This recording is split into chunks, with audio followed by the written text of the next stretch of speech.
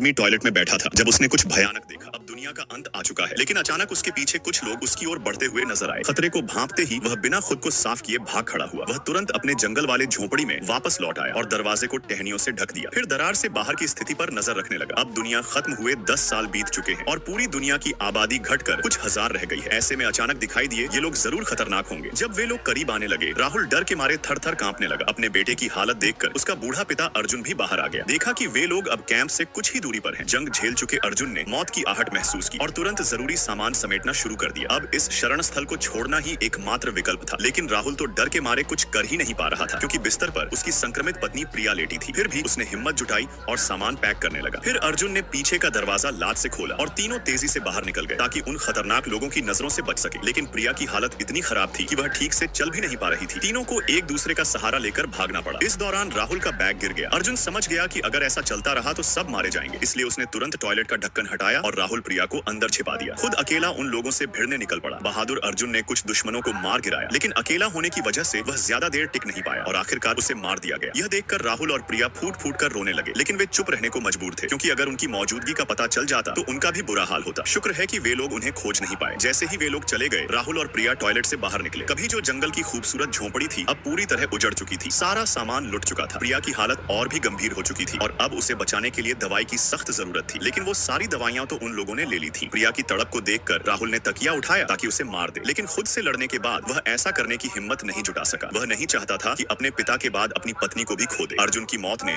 उसे अंदर से बदल दिया और अब उसने अपने पति होने की जिम्मेदारी निभाने की ठानी। उसने तय किया कि वह दवाइयां वापस लेकर ही रहेगा। उसने प्रिया के लिए बचा हुआ पानी छोड़ दिया और झोंपड़ी को फिर से टहनियों से ढक दिया। फिर वह अकेला उन लोगों की तलाश में निकल पड़ा। वह अर्जुन के खून की बूंदों का पीछा करता गया। अब तापमान -20 डिग्री तक पहुंच चुका था। पतले कपड़ों में राहुल ठंड से कांप रहा था। भूख और सर्दी ने उसे कमजोर कर दिया और वह जमीन पर गिर पड़ा। धीरे धीरे उसकी चेतना भी धुंधली पड़ने लगी। तभी उसने दूर एक बच्चे को गुजरते देखा। राहुल ने उस बच्चे का पीछा करना शुरू किया और एक वीरान फैक्ट्री तक पहुंच गया। तभी बच्चे को अपनी पीठ पीछे राहुल का एहसास हुआ और वह भागकर अंदर चला गया और दरवाजा बंद कर लिया। राहुल को देख वह अपने दादा की गोद में छिप गया। संकट के समय इंसान अपनी पूरी ताकत लगा देता है। राहुल ने लात मारकर दरवाजा तोड़ दिया। दादा पोते डर के मारे कांपने लगे, लेकिन राहुल ने उन्हें नुकसान नहीं पहुंचाया, बस उनकी गर्म जैकेट ले ली। राहुल को अंदाजा नहीं था कि उसकी इस हरकत से दादा पोते की जान खतरे में पड़ जाएगी। जैकेट पहनकर वह फिर निकल पड़ा। खून की बूंदों के रास्ते उसे एक अलाव दिखा और राख में कुछ हड्डियां मिली। इन हालातों में इंसान ही इंसान का खाना बन गया है। राहुल को एहसास हुआ कि अर्जुन को खा लिया गया। वह जमीन खोदकर अर्जुन की हड्डियों को दफनाता है, लेकिन अब शोक का समय नहीं है। प्रिया की हालत नाजुक है और उसके पास वक्त बहुत कम है। अब खून की लकीर भी खत्म हो